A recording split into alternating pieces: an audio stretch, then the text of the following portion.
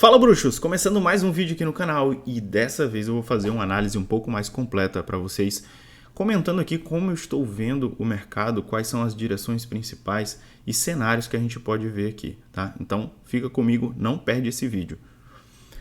A primeira coisa que eu quero analisar aqui é o DXY. O que é o DXY? O DXY é a cotação do dólar contra uma cesta de moedas de países desenvolvidos. E aqui tem euro, tem libra esterlina e etc. Então, quando esse índice está em tendência de alta, isso quer dizer que o dólar está em tendência de alta contra esses ativos, né? O que a gente está vendo aqui, o que a gente está percebendo, olhando pelo tempo gráfico aqui mensal, é que o DXY está numa tendência de alta muito forte. E qual é o fator, qual é a causa raiz disso, né? A causa raiz é que os Estados Unidos estão aumentando os juros. Aumentando os juros lá, se torna muito atrativo comprar os treasures, né? Que são a renda fixa lá dos Estados Unidos. Então as pessoas precisam comprar dólar para aí sim se expor a essa classe de ativos. Então, bem, o que eu tenho percebido aqui, né? O que eu tenho percebido é que, olhando para o movimento macro, a gente começa a ter um movimento muito esticado. A gente começa a ter uma sobrevenda no tempo gráfico mensal. E olha só, sobrevenda no tempo gráfico mensal é um negócio muito sério. Então, a gente começa a ter uma sobrevenda no tempo gráfico mensal muito intensa. Provavelmente a gente vai fechar esse mês aqui com uma divergência baixista em relação a esses topos aqui, tá? Então, isso por si só já nos fala o seguinte, cara, cuidado que esse ativo pode ter uma certa correção, tá? Olhando para uma região de oferta muito importante que a gente teve aqui, né? A gente teve aqui meio que uma estrutura de redistribuição e teve depois uma forte correção. Então, o que se percebe aqui, na verdade, é um teste dessa região de oferta, né? A gente está indo testar essa região de oferta muito esticado no tempo gráfico mensal. Então, eu realmente não acredito que a maior probabilidade nesse cenário aqui seja a gente romper todos esses pontos de resistência e utilizar esses pontos de resistência como a região de suporte para ter continuidade de alta. Não acredito que essa daqui seja a maior probabilidade. Eu acredito que a maior probabilidade aqui seja a gente vir buscar uma base de preço para aí sim tentar formar outras estruturas de continuidade de tendência e com esse fôlego adicional ter provavelmente um rompimento dessa estrutura, tá? Então isso é uma coisa que vai se desenrolar mais no longo prazo, a gente precisa de mais informações para ter um direcionamento melhor, mas a princípio o que eu vejo é isso. Nós estamos nos aproximando de uma região de forte resistência, tanto resistência diagonal, né, que seria essa região aqui de topos anteriores, como essa região aqui de oferta, né, que é uma resistência horizontal, estática. Nós estamos nos aproximando dessa região de resistência com muita sobrecompra, com divergência baixista.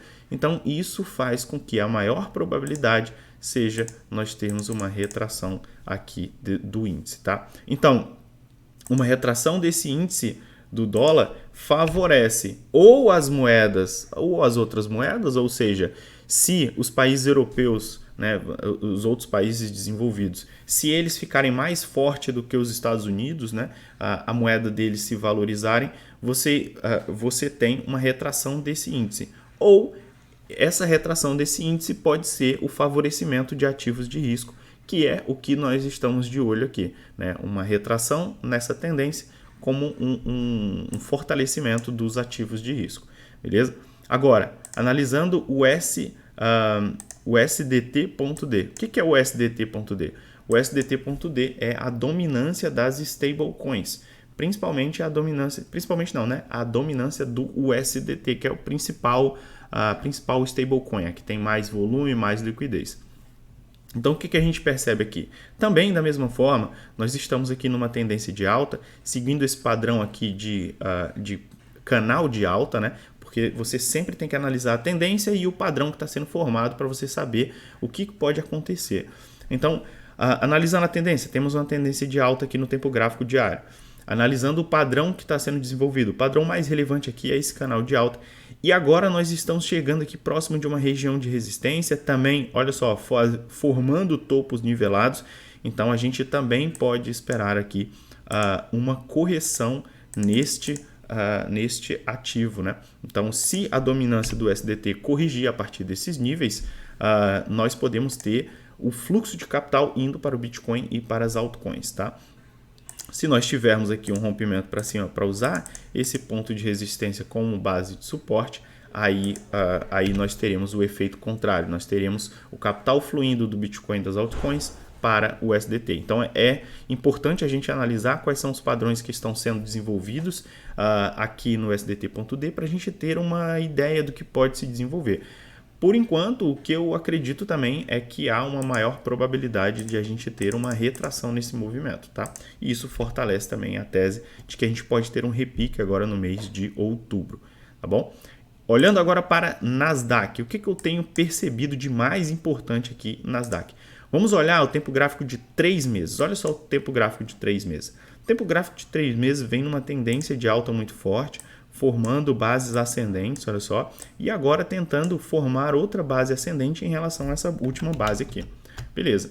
Olhando para o tempo gráfico mensal, no tempo gráfico mensal a gente vem numa tendência de baixa, formando topos e fundos descendentes. Mas existe uma coisa muito relevante aqui nesse último movimento de repique que a gente teve. Se nós olharmos aqui o nível de retração de Fibonacci, a gente traça aqui Fibo, né, do topo até a base, e aí vamos ver até que nível de retração nós chegamos. Então, nós passamos aqui do nível de retração de 0,382, embora nós não tenhamos consolidado, né, acima do 0,5, mas a gente já teve um nível de retração muito bom que começa a dar indícios de que nós podemos ter sim um rompimento de fundo, mas sem tanta continuidade de baixa. Rompimento de fundo sem tanta continuidade de baixa. Então, é nesse repique aqui que eu estou de olho. Há um falso rompimento aqui, nos daria a possibilidade de um bom repique, tá? Olhando também para outras regiões de suporte, né, e o que pode acontecer para movimentos posteriores, o que a gente observa aqui é uma região de suporte relevante logo aqui abaixo. Isso favorece também essa captura de liquidez, né? Então o camarada que trada esse determinado índice, para ele shortar aqui, eu acho que não é uma boa ideia, porque o tempo gráfico semanal está muito esticado, né? A gente já teve sobrevenda e divergência aqui, quando nós tivemos esse primeiro movimento de impulso aqui, né? E agora, prioritariamente, o que a gente vê é um tempo gráfico semanal muito esticado, próximo de uma região de suporte e também mostrando aqui um price action de recusa, né? A gente chega aqui e mostra aqui alguns candles de recusa, embora a gente esteja fechando praticamente um engolfo de baixa hoje, tá? Então a gente tem que somar diversos fatores para a gente chegar mais ou menos numa conclusão. Então, o que eu percebo aqui é um tempo gráfico semanal muito esticado, um tempo gráfico mensal que teve uma retração muito boa e uma região de suporte muito relevante logo abaixo, que pode fortalecer essa tese de um falso rompimento aqui. E caso a gente tenha um falso rompimento, provavelmente o mercado vai responder muito bem. Também fortalece a tese de que outubro pode ser um mês muito positivo, tá? Beleza, e quando eu digo que outubro pode ser um mês muito positivo, eu estou querendo dizer que a gente pode ter repique, tá? Não estou dizendo que a gente vai acabar com o bear market ainda, beleza? Então é isso, esse é o meu ponto, eu estou buscando um direcionamento aqui. Tá, agora para o Bitcoin. O Bitcoin a gente já fez a nossa análise no tempo gráfico de 2 dias, olha só, a gente vem nessa cunha descendente, que é um padrão que tem maior probabilidade de romper para cima, embora a gente ainda não esteja bem no final da cunha, né? Geralmente essas cunhas elas rompem de 60% a 80% aqui do comprimento delas, e a gente ainda poderia sim vir buscar aqui um pouco mais abaixo para aí nós rompermos. Caso a gente rompa esse padrão para cima, isso pode confirmar sim o movimento positivo que a gente está esperando.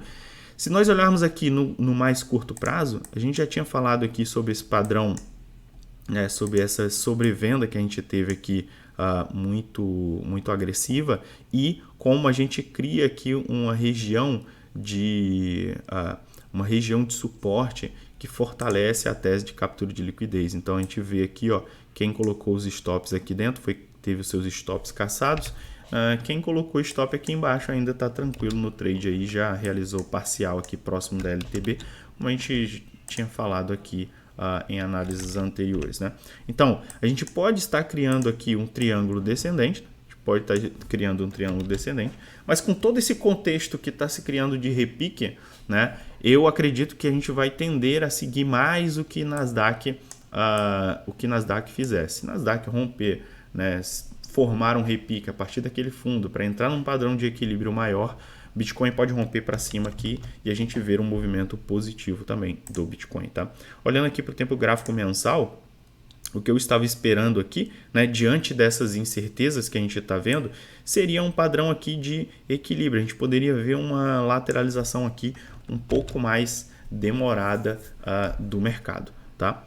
Então, basicamente são esses cenários que eu estou vendo, né? Para a gente ter mais continuidade de baixa, a gente precisaria de uma outra estrutura de preço, né? Olha só, olha como que o tempo gráfico mensal ele tem a onda 1, 2, onda 3, que é a onda mais relevante que tem, né? E aí agora a gente já está formando aqui padrões para segurar esse fundo e não padrões de continuidade de baixa, né?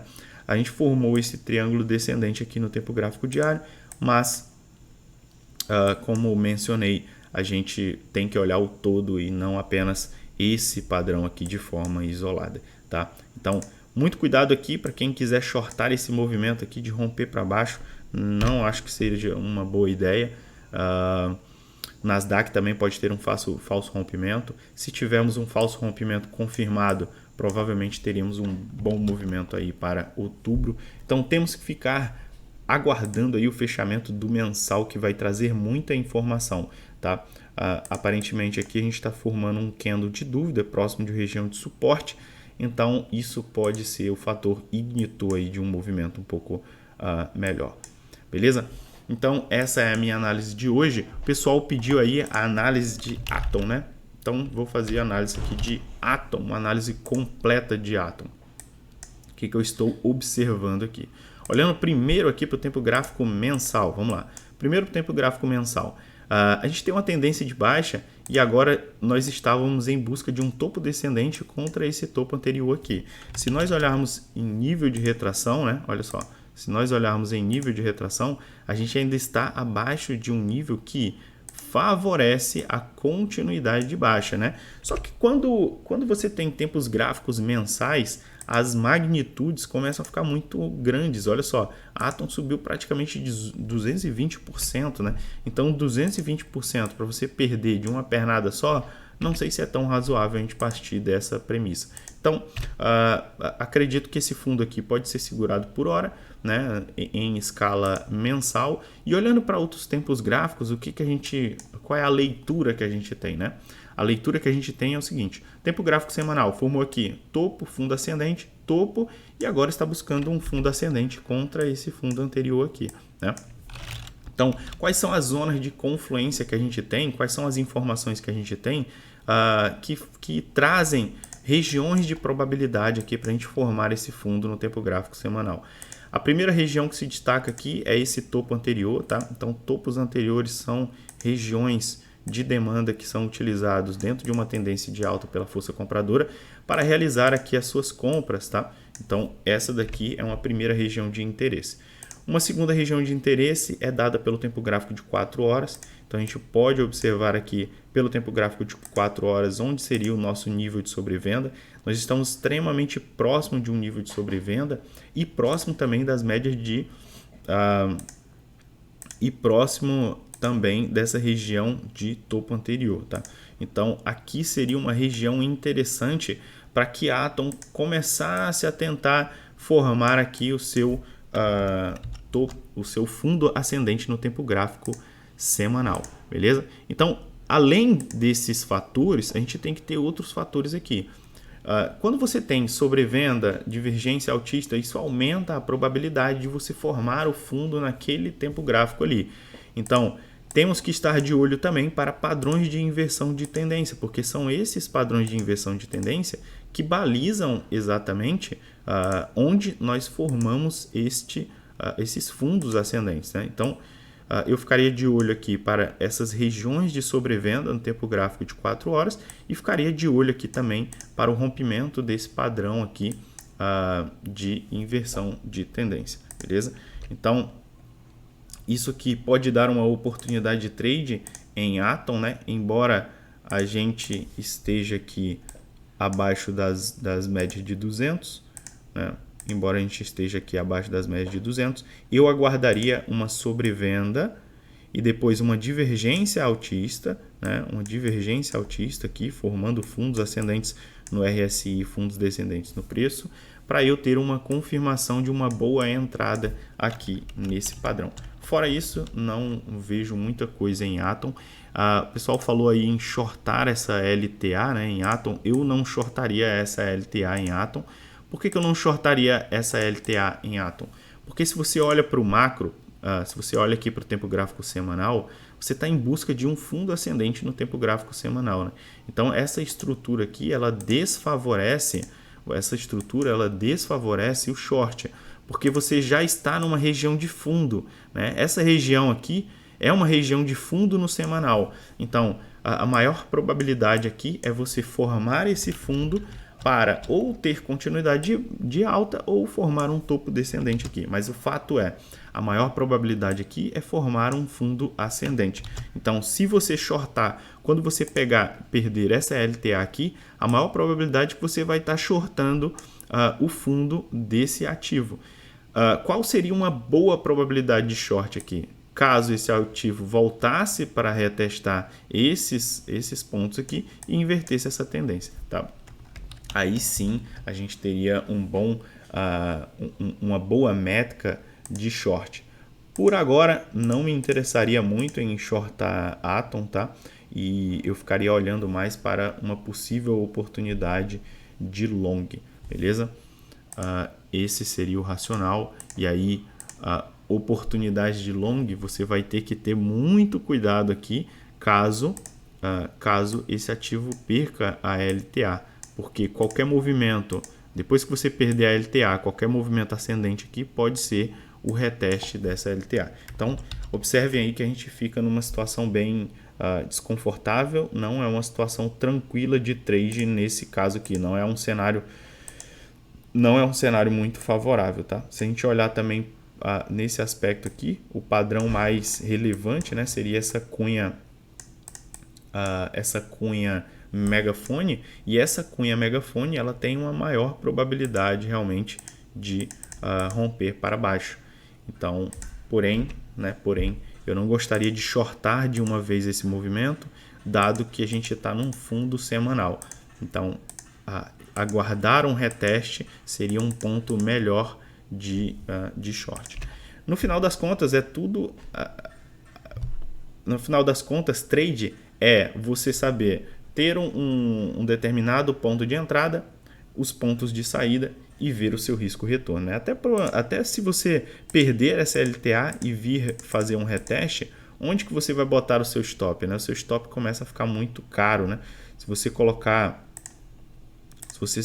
seu stop lá em cima, vai ter 25% de stop. Para você ter um trade razoável, você teria que ter um alvo 1, pelo menos 1 para 1. Esse alvo 1 teria que estar aqui. Então, você ter uma região de suporte aqui já dificulta esse trade, né? Então, Atom vejo aí como difícil de fazer um trade, tá? Eu ficaria mais aguardando aqui por essa oportunidade de Atom segurar, né? E talvez romper essa cunha descendente. Mas se romper essa cunha descendente sem a sobrevenda, também não acho que vai dar uma oportunidade tão clara assim. Beleza? Então essa foi a minha análise de hoje. Espero que vocês tenham gostado. Se gostou desse vídeo, deixa o seu like, inscreva-se lá no meu canal gratuito do Telegram. Tamo junto, aqui a 2.